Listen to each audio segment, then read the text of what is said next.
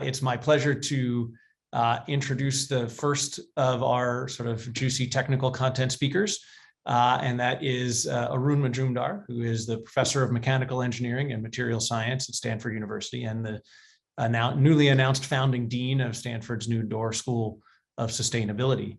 So Arun, the stage is yours. I will pop my head back on the screen a few minutes before the end of your half hour so we can answer some questions if there's time. Thanks, Neil. Can you hear me? Yes. Good. And thank you, to Harry, to Bert, and all the Caltech people for organizing this. I'm a little bit under the weather. It's not COVID, and so I may sound a little different. But nevertheless, let's get started. As was very clearly pointed out, this coming decade is probably the most consequential decade that that we will live. And I think we have to make the best of this time and make it count. And so I'm going to talk about, kind of how do we rewire the Sankey diagram and what are the, not just technologies, but policies needed to do so. And so let me start off by offering the following.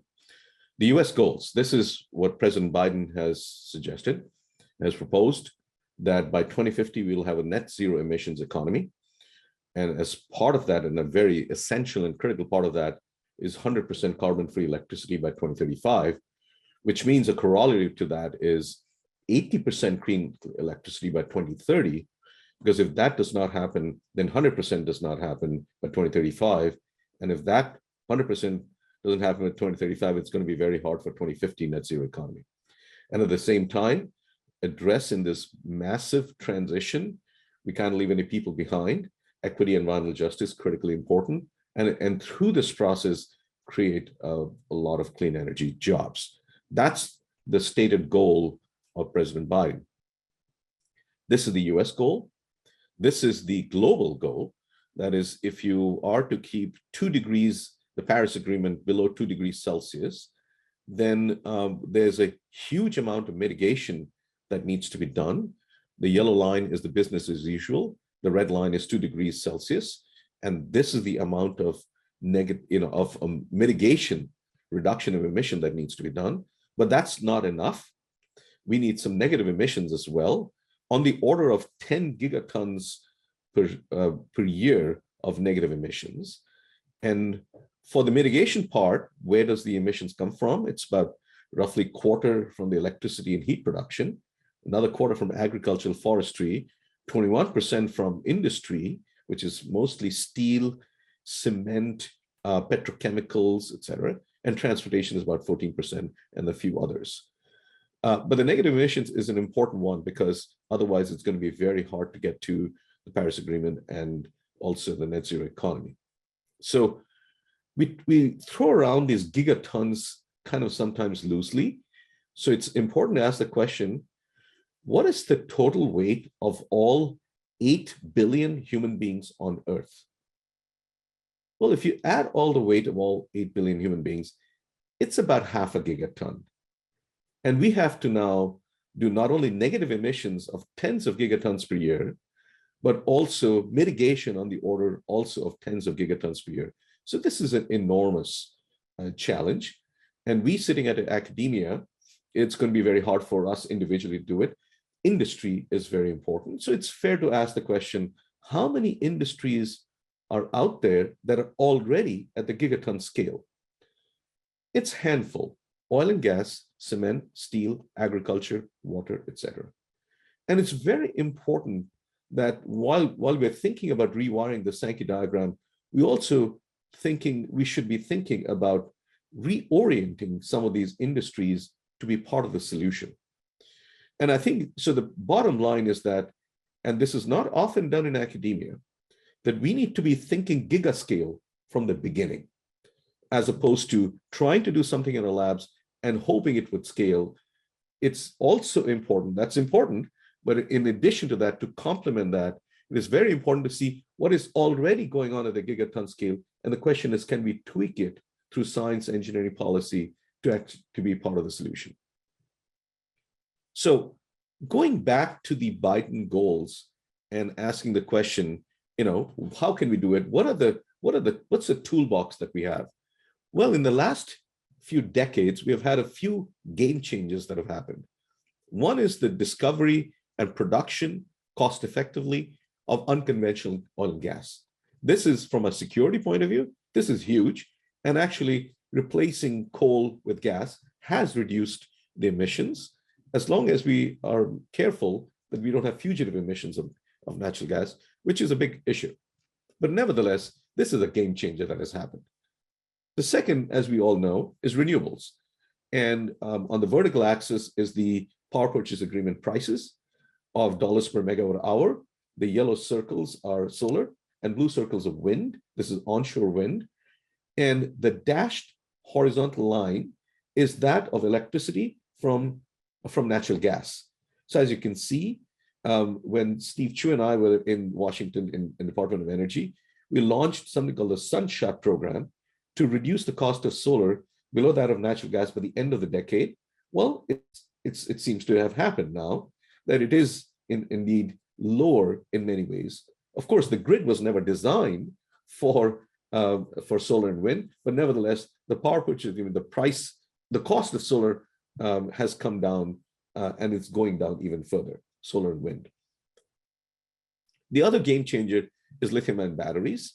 And in the next few years, we are likely to reach a battery pack to be on the order of $100 a kilowatt hour or lower. And at that scale, that's the red line. Electric vehicles will be range and cost competitive with gasoline cars without subsidies. And you give another 15 to 20 years for the fleet to turn around, and we're going to see a lot of light-duty vehicles that are electric in nature. And finally, that often forgotten is the amazing game changer that is LED lighting. And now it has come to the point that it is almost cost competitive with incandescent light. And so this is, from an energy efficiency point of view, this has been a huge, huge change in how we reduce our energy consumption in lighting. So this is the game changer that has happened. Now the question is, how do we address this 2035 goal, or even 2030, 80% clean electricity by 2030? What do we have? Well, if you are to do that, it's important to find out, where are we today? Today, the total electricity demand is about 4,000 terawatt hours, and it grows at roughly 1% demand growth per year. So let us say it's about 4,500 terawatt hours by 2030. And so if it's 80% carbon free by 2030, we have to produce 3,500 terawatt hours of electricity that is carbon free. The question is, how do we do that? What tools do we have? Well, this is a little complicated chart, but let me walk you through this. On the left-hand axis is the capacity in gigawatts of various sources. For example, natural gas has this blue bar out here, the tallest blue bar. That is the capacity of about 480 gigawatts of electricity generation. And wind has a capacity of around 120 gigawatts. This is today, this is 2020. On the right-hand side is the actual terawatt hours of electricity that were produced. So for example, the brown line, you'll find that from natural gas in 2020, about roughly 1,500 terawatt hours of electricity was produced. From solar, it's about 100 terawatt hours or so. And you can then do the capacity and energy, and you get a capacity factor 41%. And you can put the capacity factors of various sources. For example, natural gas was used at 38% on an average. Nuclear was used at 93%. Solar and wind at about 22%, 33%, etc. So this is where we are in 2020.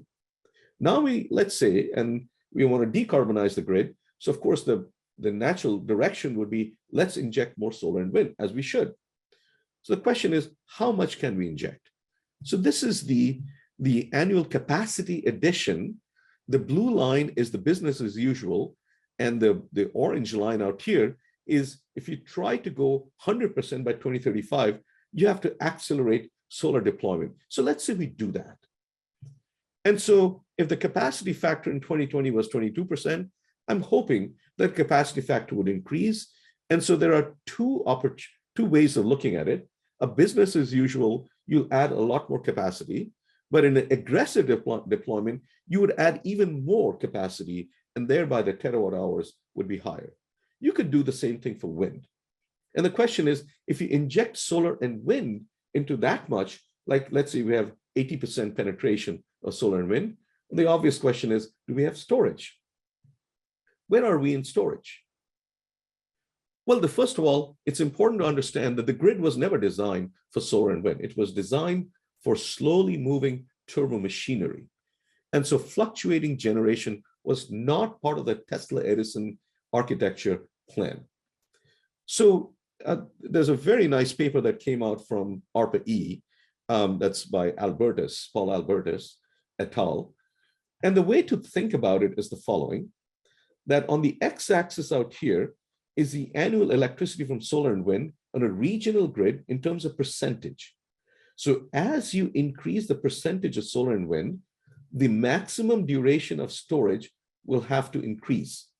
And so for about 30%, you need about a few hours of storage, which is in many cases where we have in the United States. But if you're at 80%, you need about 100 hours of storage at one shot, which is roughly about 4 or 5 days of storage. On the red vertical axis is the capital cost that is tolerable for these kinds of applications. And as you increase the amount of penetration of wind and solar on the x-axis, and the storage duration goes up, the cost of solar has to come down. And so where is lithium-ion battery? It is here today. This is the kind of the minimum lithium-ion battery. Pumped hydrogen storage is somewhere out here.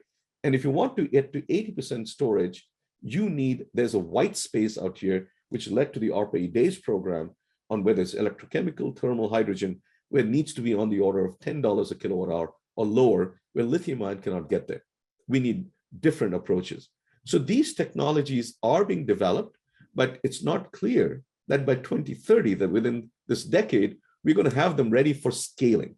And scaling is what is really relevant, because if you don't have scale, you have a hobby, and hobbies are not going to solve this problem. So let us say we go 10x solar. And so in 2020, we had 100 terawatt hours, and we go 1,000 terawatt hours by 2030. Wind goes up. Hopefully, we'll restore nuclear, and we will also have, hydro. We'll restore it at the levels of 2020. And then the question is, what else do we need to provide the 3,500 terawatt hours? Well, we will need natural gas plus CCS, and some of the natural gas we can have without CCS because we're still trying to get to 80%. But the signal that comes out of this is that CCS will be important if you want grid reliability. If you want to go to 12x, well, the demand for CCS goes down, but then nevertheless, if you really want to provide 80% by 2030 with 12x more solar and more wind, et cetera, you would still need some natural gas with CCS by 2030. So the key messages to take away for this next decade are the following. It is extremely important that we pay attention to energy efficiency. And I think Harry talked about building energy efficiency. It's critical. 75% of our electricity goes into buildings, and they often leak. And buildings, even though you may have a platinum rated, LEED rated building, the actual performance most of the time does not correlate with the rating. So it's important as an engineer to figure out what is actually going on and fixing those problems. Energy efficiency, number one. Number two, preserve current nuclear. That is the largest source of carbon-free electricity today, and maybe try adding some small modular nuclear as well. Aggressive deployment in solar and wind. We should do this. We should go as aggressively as possible. But by 2030, that's not going to be enough. We will need natural gas for grid balancing and reliability, and that part of the natural gas, anywhere from 30 to 50%, will have to be with CCS, which demands raises the question, do we have a CCS infrastructure, or does it need to be created? And I would argue it needs to be created, because we don't have a single federal agency that permits pipelines for CO2 transport. And finally, none of this will happen if you don't have a direct price on carbon or an indirect price of carbon, like a clean energy standard. Because right now, what we have in all the infrastructure bills, or even Build Back in a Better bills that are hopefully will go through at some point, are incentives. These are carrots. Carrots are fine, they're necessary, but you need sticks as well. And the sticks is the price on carbon. And without that, we will not have economy-wide carbon management. So this is what is needed. What else is needed? If you are to go to carbon-free, there's a whole bunch of other things. I've already talked about storage, long duration storage, and small modular nuclear reactor at half today's cost. We need refrigerants. According to the Kigali Amendment of the Montreal Protocol, the current refrigerants will have to be phased out. We need to have cooling. I talked about buildings. It's not just net zero energy buildings at net zero cost. Now that is scalable. Decarbonizing industry, extremely important. Hydrogen could play a very important role out there, but reimagining steel and cement and petrochemical, these are heavy industries that are very difficult to decarbonize. And of course, 25% of the world's emissions come from agriculture and food. And the next speaker, Steve Chu, is going to talk about that. And we need a massive negative emissions at the gigaton scale that we need to manage. That is what is needed if you are to get to net zero economy by 2050. I won't spend too much time on hydrogen. The Secretary of Energy has launched a hydrogen earthshot. A lot of people thinking about electrolysis. That is true, but you can't beat the laws of physics. The amount of energy that you need to split water is roughly practically about 50 kilowatt hours per kilogram. And that will tell you, given the price of electricity and carbon-free electricity, what's the cost of hydrogen as well. The capex is important for the electrolyzers, but it's anywhere from $1.50 to $2 a kilogram. There are other approaches, steam methane reforming or auto reforming, but you need to manage CO2. Again, comes down to infrastructure for CO2. And of course, there is also the development of pyrolysis that is happening. And that is very important development because the infrastructure demands are much lower. There's a huge need for negative emissions, and a lot of people are looking at or pulling out CO2 from the atmosphere. As you know, the laws of nature suggest that you will need energy, and the energy has to be carbon-free. Today's state of the affairs is the following. We'll need about 2,500 kilowatt hours of energy per ton of CO2 removed. Most of it, 90% of that, is heat. And we don't pay enough attention to carbon-free heat. But at that level of 2,500, if you were to remove just 1 gigaton, you will need 2,500 terawatt hours of GHG-free energy. The total production of electricity, carbon-free electricity in the US is 1,500. So today's technology for removing CO2 is just not scalable. Whereas the thermodynamic limit is about 20x down, we need R&D to reduce the cost of this and thereby reduce the cost of atmospheric carbon removal to about $100 a ton. We don't know how to do that yet. That requires R&D. I would also offer the following, that we need to think differently. Things that are already going on at the gigaton scale, that is agriculture. Agriculture, the global crop residues remove roughly 10 gigatons of CO2 from the atmosphere, and we don't do much with it. In many parts of the world, it is burned back again. We're trying to make biofuels out of it, which frankly is extremely hard to compete in many cases, and not that it should not be tried out. But the carbon content of the crop residue is sometimes higher than the fuel value. So I think we need to think differently in connecting the dots between industries, whereas you have agriculture industry on one hand, which is sucking out CO2 from the atmosphere, and oil and gas industry, which is putting CO2 in the atmosphere. And those connectivities need to happen, just like we are seeing in the auto industry. For the first time in 120 years, we're seeing the auto industry talking to the electricity industry for the first time in 120, which never happened before.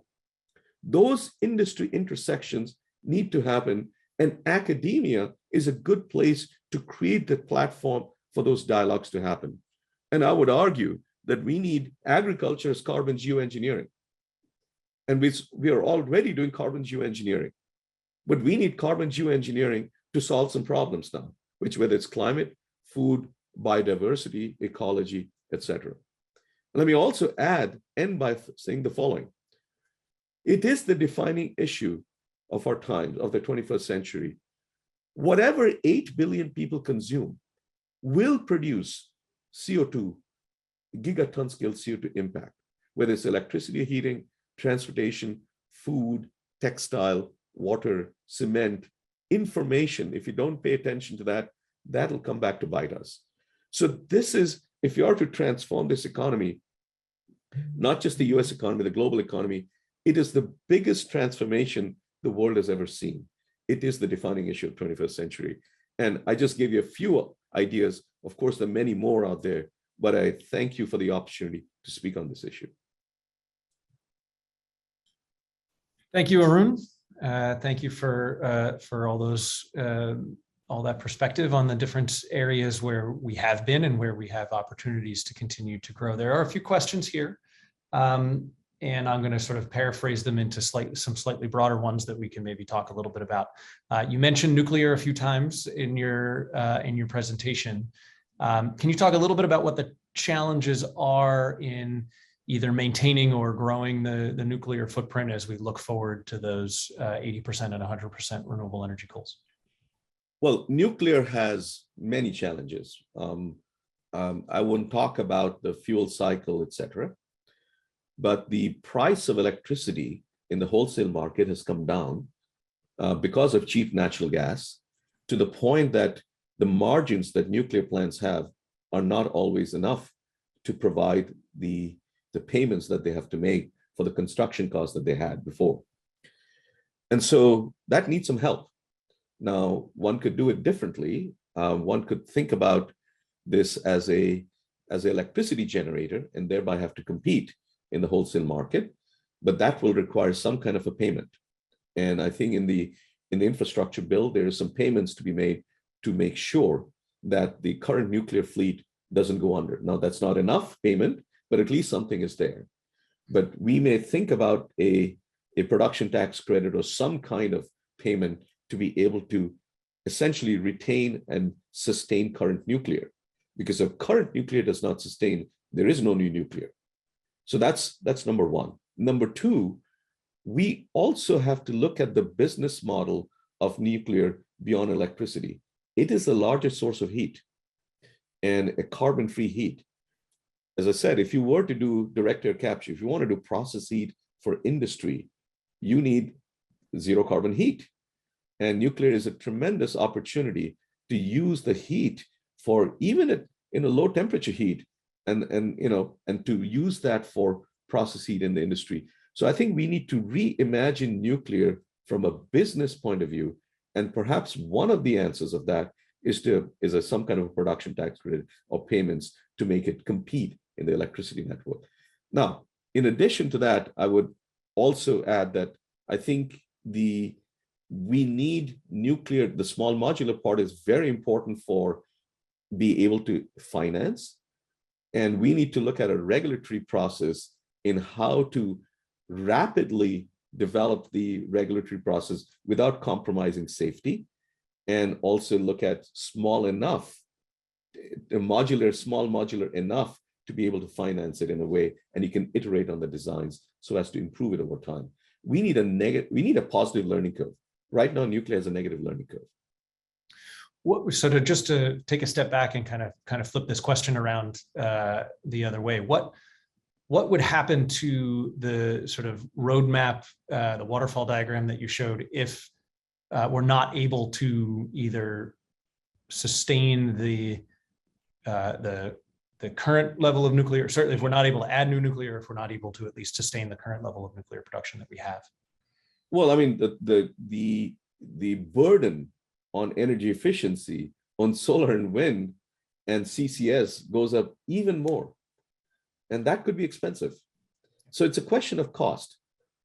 And if you have current nuclear already producing electricity that is carbon-free, trying to shut them down, which frankly we seem to be doing in California, doesn't make sense at all, because the marginal cost of doing anything else, anything new, will be much higher.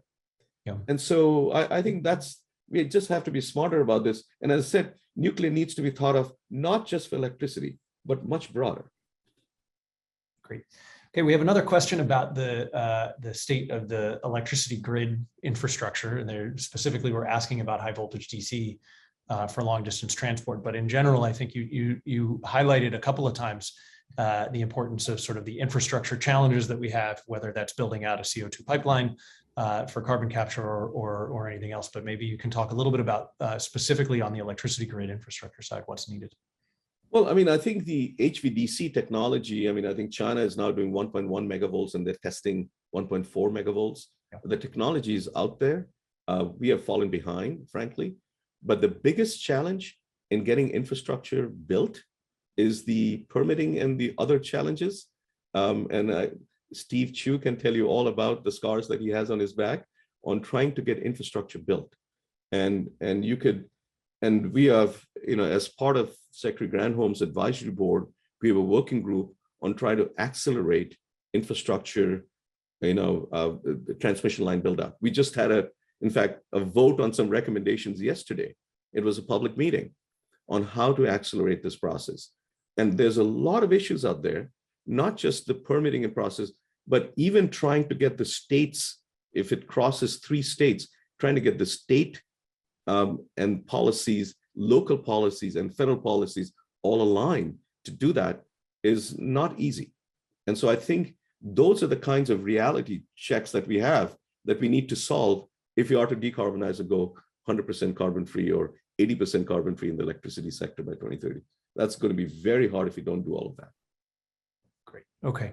I think we got time for one more question. There were some questions about the natural gas piece of the pie as we move forward, and you had talked both about the boon that came from unconventional natural gas in the past and helping us to shift off of coal and thereby reduce the carbon footprint.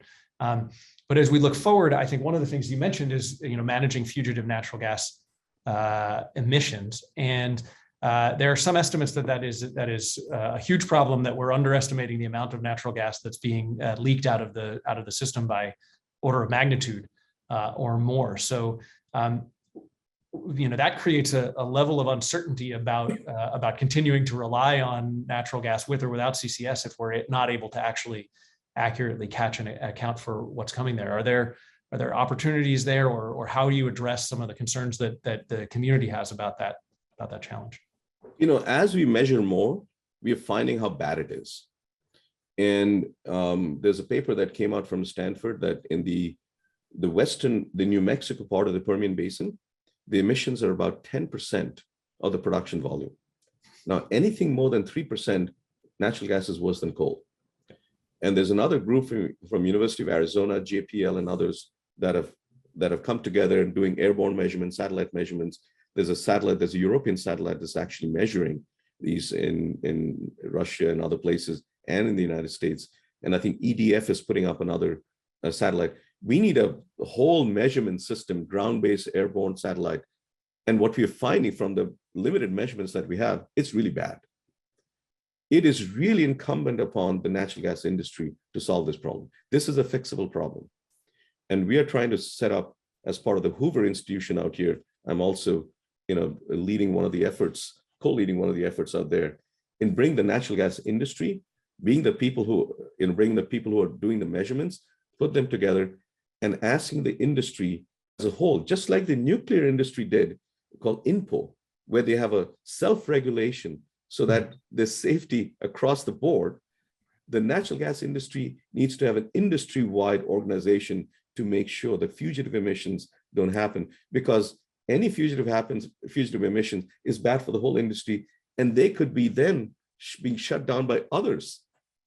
And they're violating, by the way, EPA rules. EPA rule says that if there's flaring of natural gas, 98% needs to be burnt and only 2% can be emitted. That's being violated today. So the natural gas industry is at a risk. And the more the measurements will come out, the more of this will come out. So I think it's going to be very important for the industry to step up now.